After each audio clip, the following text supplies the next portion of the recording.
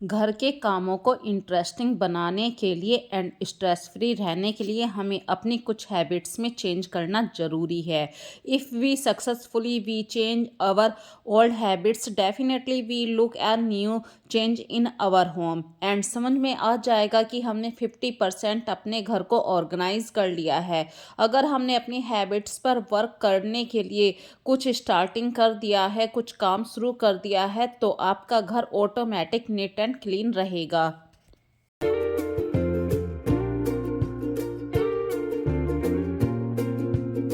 जी हाँ फ्रेंड्स, मैंने अपनी हैबिट्स को बिल्कुल चेंज कर लिया है। सुबह जल्दी उठने की हैबिट मैंने अपने अंदर इंक्लूड कर रखी है और सुबह 4 बजे तो मैं पक्का डेफिनेटली उठ जाती हूँ। और वैसे भी कार्तिक का महीना चल रहा है और कार्तिक के महीने में मैं जितनी जल्दी उठ जाती हूँ उसकी वजह से मेरे सभी काम नियम से हो पाते हैं। जैसे कि आधा पौन घंटा तो सुबह पूजा पाठ में लगता है, फिर बच्चों का भी स्कूल टाइम चेंज नहीं हुआ है और हस्बैंड का ऑफिस तो एक नियम से बंधा हुआ है, तो मुझे टाइम पे सबको ब्रेकफास्ट भी देना होता है। और मैंने सुबह जल्दी 4 बजे जब मैं उठ गई थी, तब मैंने नहाने के बाद जैसे अपने पूजा घर को साफ करते हैं, तभी मैंने अपनी किचन में आके चनों को उबलने के लिए रख दिया था, ताकि 6 बजे तक मैं अपनी किचन में आ सकूं। और फ्रेंड्स, ये नहीं है कि मैं सिर्फ पूजा करने के बाद अपनी किचन में आती हूँ, मुझे 1 घंटा तो दूध लाने में लगता है, जहाँ से मैं दूध लेकर आती हूँ। और चने उबल गए हैं, बस अब मैं तड़का दे रही हूँ ताकि बच्चों का स्कूल टाइम से पहले मैं बच्चों को नाश्ता करवा सकूँ। और फिर फ्रेंड्स, हस्बैंड का एक नियम है कि वे मतलब ऑफिस जाने से पहले आधा घंटा पहले खाना खा लेते हैं। ये नहीं है कि अभी खाना खाया तुरंत ऑफिस के लिए चल दिए, आधा घंटे पहले वे खाना खा लेते हैं। ये कुछ ऐसी हैबिट्स होती हैं जिनको एक उम्र आने पे अपने अंदर ज़रूर चेंज करना चाहिए। जैसे मेरे हस्बैंड ने आजकल एक नई हैबिट्स को इंक्लूड कर रखा, वो शाम को सूरज ढलने के बाद बिल्कुल खाना नहीं खाते हैं। तो जो भी आप खाना बनाएं, हेल्दी बनाएं और अपने परिवार के अकॉर्डिंग बनाएं। तो सुबह का जो नाश्ता बना रही हूँ मैं, नमक के पराठे हैं, देसी घी वाले पराठे हैं, चने की सब्जी है और अचार या चाय जैसे भी आप लेना पसंद करें या दही लेना पसंद करें, वो आपकी इच्छा के अकॉर्डिंग है। और वैसे भी फ्रेंड्स, सुबह का जो नाश्ता होता है मुझे तो चाय के साथ ही पसंद आता है। और फ्रेंड्स, 5-6 दिन बाद बच्चों का स्कूल लग रहा है, तो अब वही पुराने वाले रूटीन में हमें आना है। सबकी ड्रेस को प्रेस भी करके रखना है। हस्बैंड के कपड़े तो देखिए मैं डेली प्रेस करती थी, उनकी सिर्फ दिवाली वाले दिन की छुट्टी रही थी, लेकिन अब ये हैबिट में दोबारा से आना है। और जब मैंने बच्चों की ड्रेस को प्रेस किया था, तभी मैंने इनके कपड़े भी प्रेस करके रख दिया। अब यहाँ पे एक छोटी सी बात आप लोगों के साथ शेयर कर रही हूँ। जब हम काफ़ी दिनों से कुछ कपड़ों को नहीं उठाते हैं, तो उन कपड़ों में बहुत ज़्यादा सिलवटें आ जाती हैं और वे सिलवटें यदि आपने हल्की सी प्रेस करी है तो नहीं निकलती हैं। तो ऐसे में क्या करा जाए? ना तो आप सुबह ही सुबह अपने कपड़ों को लॉन्ड्री में, मतलब जहाँ पे प्रेस करवाने के लिए भेजा करते हैं, वहाँ भेज सकते हैं। तो यहाँ पे एक छोटी सी ट्रिक बता रही हूँ। जो भी आपके कपड़े हैं उनके ऊपर हल्का सा पानी का छींटा लगा दीजिए और फिर गरम गरम आयरन कीजिए। डेफिनेटली कितनी भी क्रीज हों, कितनी भी सिलवटें हों, आपके कपड़ों से सभी सिलवटें निकल जाएंगी। तो ये ट्रिक आप लोगों को कैसी लगी ज़रूर बताना। मैं अक्सर जो प्योर कॉटन के कपड़े होते हैं उनमें जो सिलवटें पड़ जाती हैं वो बहुत मुश्किल से जाती हैं, तो उस समय तो मैं डेफिनेटली पानी के हल्के से छींटे ज़रूर देती हूँ। और देखिए फ्रेंड्स, बढ़िया तरीके से शर्ट पैंट प्रेस हो चुकी है।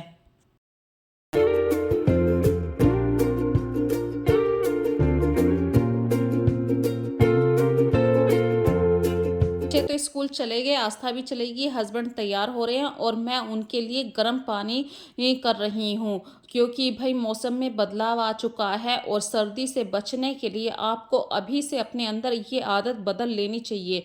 ठंडा पानी पीना छोड़ दीजिए, फ्रिज का पानी बिल्कुल मत लीजिए, यहाँ तक कि घड़े का पानी भी मत लीजिए। थोड़ा सा गुनगुना या ल्यूक वार्म वाटर, गर्म पानी पीने की हैबिट डालिए, तो आपके गले में कभी भी खांसी जुकाम की शिकायत नहीं रहेगी। और फ्रेंड्स देखिए, हस्बैंड चले गए हैं, उनके जाने के बाद फिर मैं अपने घर के कामों को फिर से एक नए सिरे से शुरू करती हूँ। बिखरे हुए सामानों को समेटना, जो भी सामान इधर-उधर फैला हुआ है उस सामान को एक प्रॉपर जगह पे रखना। और फ्रेंड्स ये था मेरे घर का आउटर एरिया मतलब एंट्रेंस एरिया। तो यदि आपको मेरे घर की पूरी वीडियो देखनी है तो आप होम टूर में जाके देख सकते हैं। मैंने 2 दिन पहले डाली है वो वीडियो। और फिर आकर मैं लग जाती हूँ अपने घर के सबसे मेन काम को करने के लिए, जैसे कि दूध को टाइम से प्रॉपर गर्म करना। और यहाँ पे फ्रेंड्स पिछले 5-6 दिनों में मतलब फेस्टिवल्स थे अपने घरों में, सभी के घरों में, तो कुछ काम ऐसे होते हैं जो हमने पोस्टपोन कर दिए थे। जैसे कि घी बनाने का एक रूटीन रहता है, वीक में एक बार मलाई को जोड़ देते हैं।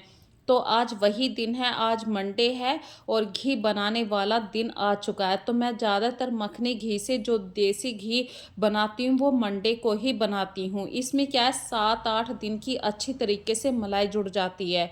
और इस बार तो मलाई मैं कम ही जोड़ पाई हूँ, क्योंकि जो भी मलाई थी, जैसे एक दिन पनीर बनाया उसमें मलाई लग गई, फिर छोले बनाए थे उसमें मलाई लग गई। तो जो भी मलाई है बस इतना ही घी निकाल पाई हूँ। और फ्रेंड्स बिल्कुल साफ़ घी है ये। और जो मलाई थी वो फ्रिज में रखी हुई थी, तो जो पानी मैंने डाला था मट्ठा अलग हुआ है, उसको आप यूज़ कर सकते हैं पीने में रोटी खाने के साथ। और घी को बनने के लिए मैंने गैस पे रख दिया है। अब ये दोनों चीज़ें थोड़ा सा टाइम लेंगी, जैसे कि दूध बॉईल होने में टाइम लगेगा, तो मैंने गैस को लो कर दिया और इतनी देर में मैं अपने किचन काउंटर को बिल्कुल साफ़ कर देती हूँ। और फ्रेंड्स काफ़ी दिन हो गए, मतलब 5-6 दिन हो गए, दिवाली की सफाई के बाद जो डेली रूटीन था वो थोड़ा-सा डिस्टर्ब हो जाता है। तो मैं अपनी सिंक को बस ऐसे ही नॉर्मल साफ़ कर रही थी। आज मैंने थोड़ा-सा डीप क्लीन कराया अपनी सिंक को, ताकि थोड़ा-सा सुखा के रख सकूँ। त्योहारों में तो बिल्कुल भी ये टाइम नहीं हो पाता। डेली अभी 2 बर्तन धो के गए नहीं कि 2 बर्तन फिर से सिंक में आ जाते थे। आज बच्चे स्कूल चले गए हैं तो सिंक कम से कम 3-4 घंटे तक इसमें कोई बर्तन नहीं आने वाला है। ये देखिए बिल्कुल सिंक साफ़ हो चुकी है, सूखने के बाद बिल्कुल भी इसमें बदबू नहीं आएगी। तो सिंक को सूखने के लिए ज़रूर मौका दीजिए, टाइम दीजिए।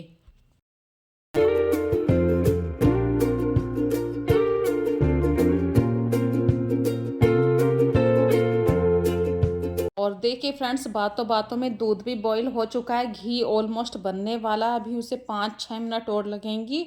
तो इस तरीके से मैं अपना एक रूटीन का काम करती रहती हूँ।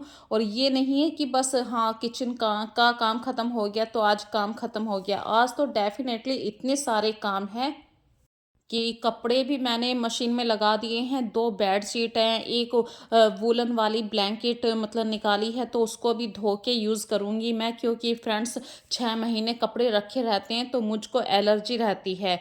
तो मैं इसलिए साफ़ कपड़ों को ही रात में ओढ़ना प्रेफ़र करती हूँ। तो मैंने मशीन लगा दी है।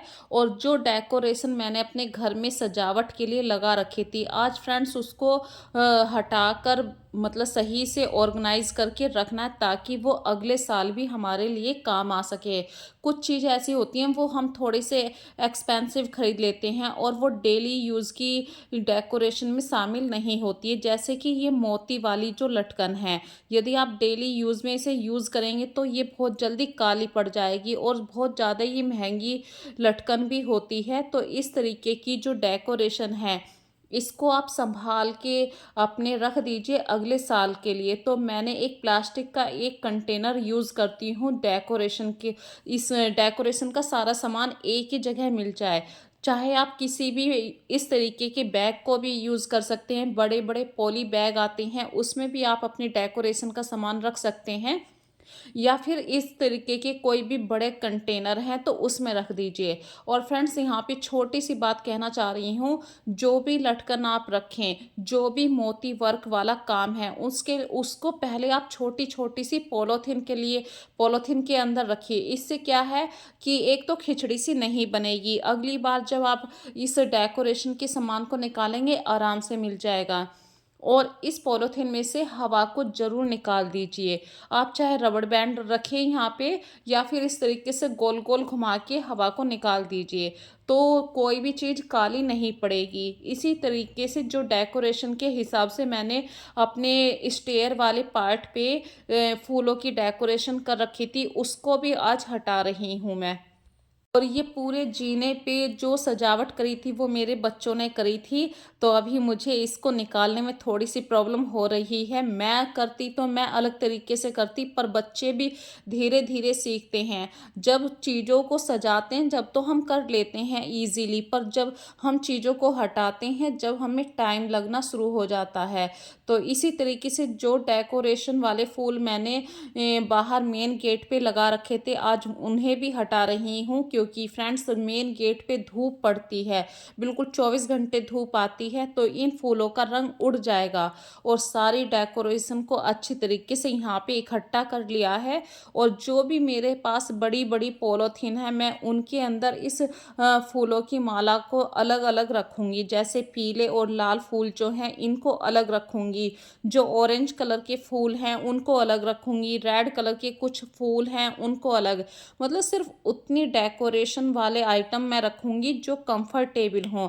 ज़्यादा खिचड़ी सी भी अच्छी नहीं लगती है। इस तरीके की डेकोरेशन सिर्फ़ आपको दिवाली पे या किसी ओकेशन पे ही अच्छी लगती है। डेली बेस पे आप इस तरीके की इस तरीके से अपने घर को डेकोर नहीं रख पाते हैं, क्योंकि इनको मेंटेन भी करना पड़ता है। और फाइनली फ्रेंड्स पूरे घर की डेकोरेशन को मैंने उतार लिया है, और जैसे भी आप अपने इस डेकोरेशन को रखना चाहते हैं, चाहे किसी कबर्ड के ऊपर जो स्पेस मिलता है वहाँ पे रख सकते हैं। तो मेरे पास वो कबर्ड के ऊपर वाला स्पेस है तो सही, लेकिन वहाँ पे हल्की सी नमी रहती है, सीलन रहती है, तो मैं वहाँ पे ये फूल नहीं रखूँगी। मैं रखती हूँ बेड के अंदर। मेरे पास 2 डबल बेड हैं और दोनों में काफ़ी स्पेस है। तो इस तरीके की सारी डेकोरेशन मैं एक बेड वाले एक पार्ट में रखती हूँ। इससे याद भी रहता है कि ये वाली डेकोरेशन यहाँ मिलेगी, दूसरे वाली डेकोरेशन मुझे दूसरे वाले बेड में मिलेगी। इस तरीके से मैं अपने घर के सभी कामों को एक टाइम के अंदर, एक रूटीन के अंदर और मतलब सेट करके प्लानिंग करती हूँ। और यहाँ पे फ्रेंड्स छोटी सी बात भी मैं आप लोगों के साथ शेयर कर रही हूँ। ये जो आप मटका देख रहे हैं ये है मेरा अहोई का मटका। मैंने इसको डेकोरेट करके ही अपनी पूजा पाठ करी थी, और अब तो दिवाली चलेगी तो इस तरीके की जो मैं मटकी होती है आप उसे फेंकिए मत, आप उसको वैस की जगह यूज़ कर सकते हैं। हाँ, ये रखने में जैसे ही हम रखते हैं तो इसका एक बैलेंस नहीं बन पा रहा था, तो जो टेप होती है, सेलो टेप होती है या उससे बड़ी कागज़ वाली टेप आती है, तो उसका जो खाली गत्ता होता है, डिब्बा होता है, शेप होती है, आप उसे फेंकिए मत। उसको आप चिपका दीजिए किसी भी, मतलब गम से चिपका सकते हैं, फेविकोल से चिपका सकते हैं, या फिर ग्लू स्टिक से चिपका सकते हैं। और देखिए बहुत आसानी से ये चिपक भी गया है, और फिर इसे कैसे भी आप डेकोरेशन के हिसाब से यूज़ कर सकते हैं। और देखिए बातों बातों में फ्रेंड्स घी बन चुका है। मैंने बहुत ही लो फ्लेम कर दिया था, ताकि मैं अगर किसी काम को कर रही हूँ तो घी जले ना। कुछ काम ऐसे होते हैं टाइम कंज्यूमिंग होते हैं। और फ्रेंड्स मैं आ गई हूँ अब अपनी छत के तीसरे वाले पार्ट पे, तीसरे वाले भाग पे।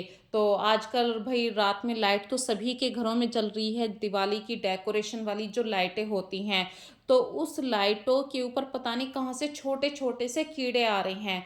मैं रोज इस छत को साफ कर रही हूँ, लेकिन फिर भी सुबह को जब उठते हैं तो बहुत छोटे छोटे से कीड़े दिखाई देते हैं। और अभी इस छत को धोने वाली हूँ, तो मैं पहले से पहले यहाँ से कूड़ा उठा लेती हूँ, ताकि ड्रेनेज वाले एरिया में ये कूड़ा ना जाए। इस तरीके की जो हैबिट होती है, इससे आपको आगे के लिए फ़ायदा मिलेगा। यदि आप ये कूड़ा नहीं उठाएंगे तो ड्रेनेज में चला जाएगा, ड्रेनेज जहाँ से आपका पानी जाता है, और फिर वो एरिया आपका ब्लॉक हो जाएगा। तो ऐसी कुछ हैबिट्स होती हैं जिनको आप प्लानिंग करके काम करेंगे तो आप डेफिनेटली अपने घर के छोटे से छोटे काम को भी बहुत ही आराम से कर पाएंगे। सो फ्रेंड्स अब करते हैं अपनी इस वीडियो का लास्ट, क्योंकि आज मेरे पास बस इतना ही काम था, बस कपड़े सुखा रही हूँ, फिर झाड़ू पोछा करना है। जो आप लोग अच्छी तरीके से जानते हैं झाड़ू पोछे करने में कोई ज़्यादा बड़ी बात नहीं है। जब कोई ट्रिक होएगी, टिप्स होएगा, मैं आपके साथ ज़रूर शेयर करती हूँ। तो अब करते हैं इस वीडियो का लास्ट। यदि आज की वीडियो में आपको कोई भी बात पसंद आए, कोई भी टिप्स पसंद आए, कोई भी अच्छी बात लगे, तो प्लीज़ मुझे कमेंट करके ज़रूर बता दिया कीजिए। और आप कोई और मतलब टॉपिक पे वीडियो देखना पसंद करते हैं तो वो भी बता सकते हैं। तो फिर मिलेंगे एक नई वीडियो में नए कॉन्सेप्ट के साथ। तब तक के लिए फ्रेंड्स अपना ध्यान रखिए। So take care friends and bye bye.